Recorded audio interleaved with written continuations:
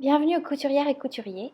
Dans ce tutoriel, nous allons voir comment monter une manche avec embu et comment résorber ce surplus de tissu afin que la manche colle parfaitement à la manchure sans créer de froncillés. Je prends l'une de mes manches et je place l'endroit vers moi. Ensuite, je viens la plier endroit contre endroit pour aligner les bords que j'ai au préalable surjetés ou surfulés.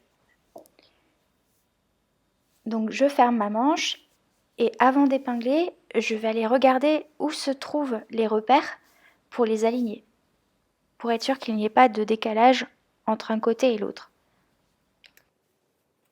Je vais alors épingler en commençant par ces repères et après en ajoutant des épingles entre. Ensuite, je vais prendre mes manches et piquer à 1 cm du bord.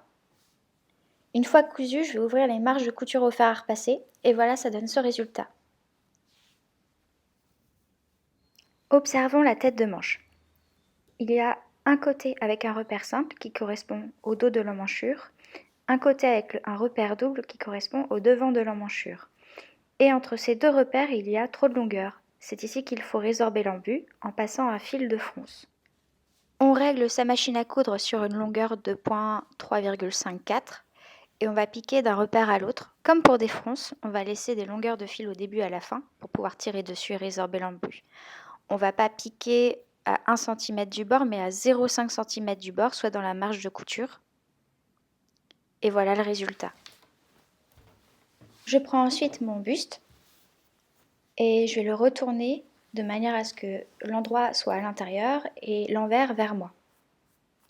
Donc je prends mon emmanchure, je la place bien, l'envers est bien vers moi. Et ensuite, je vais prendre la manche, qui pour le moment est sur l'envers, et je vais la retourner sur l'endroit.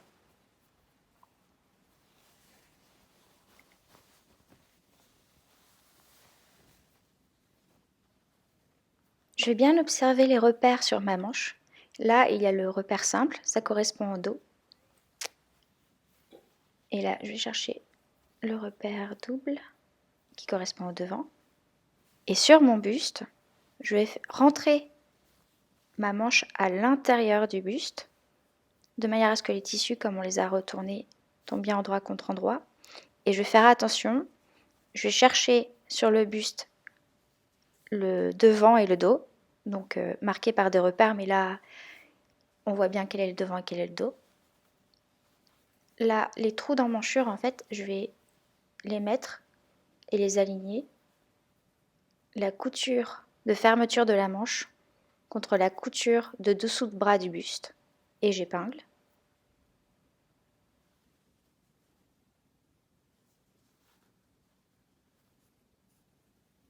Je vais ensuite chercher le repère du dos que je vais épingler. Je vais épingler les deux tissus ensemble.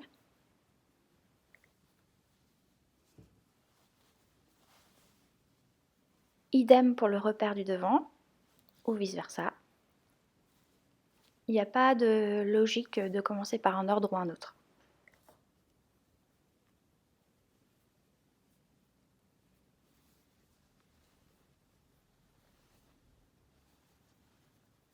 Je vais chercher mon repère de tête de manche et je vais l'aligner avec la couture d'épaule du buste et épingler.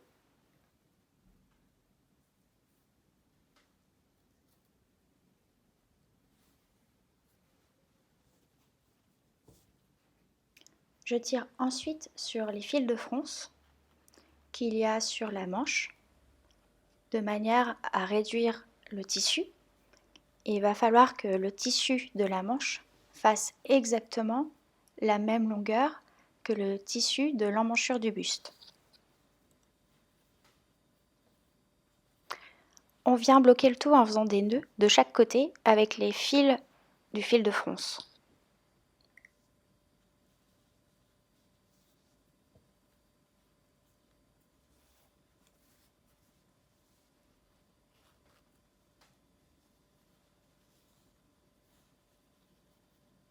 Répartissez bien les petites vagues formées par le fil de fronce le long de l'emmanchure afin que ce soit bien régulier et que ça épouse bien la forme de l'emmanchure du buste.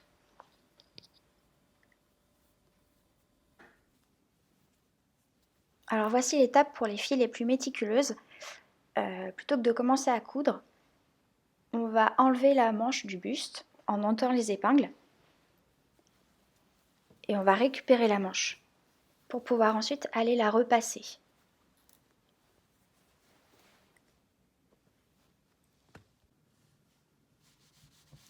Là, j'ai posé la tête de manche sur ma jeannette et avec la vapeur du fer, je viens bien repasser cet embut de manche pour lui donner sa forme et surtout pour éviter qu'il y ait des fronces. Tout l'enjeu de la tête de manche avec embut, c'est de la coudre mais sans fronce. Il faut qu'elle soit bien régulière.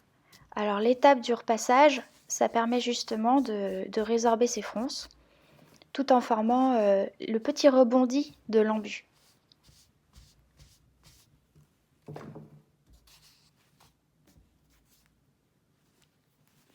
On va remettre cette manche dans l'emmanchure, endroit contre endroit comme tout à l'heure, avec les épingles en respectant bien les repères.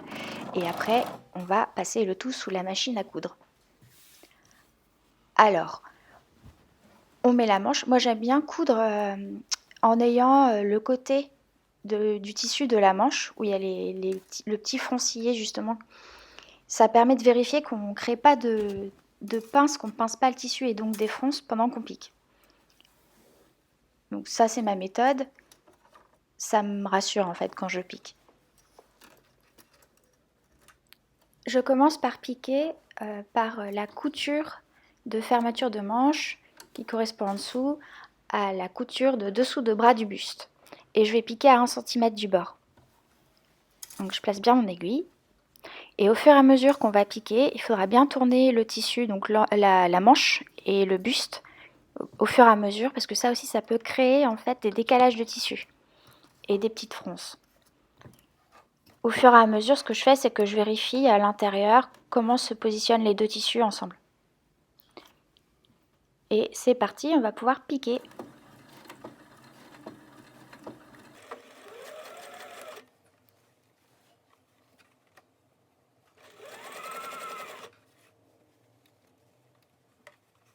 On pique tout le long de l'emmanchure, donc on fait bien tout l'arrondi. On ne fait pas de fronce. Donc là, ça va vite, ça a été accéléré, mais autant prendre son temps et s'appliquer. Et quand on a terminé, on revient en fait à son point de départ, à la couture de fermeture manche, et là on fait un point d'arrêt.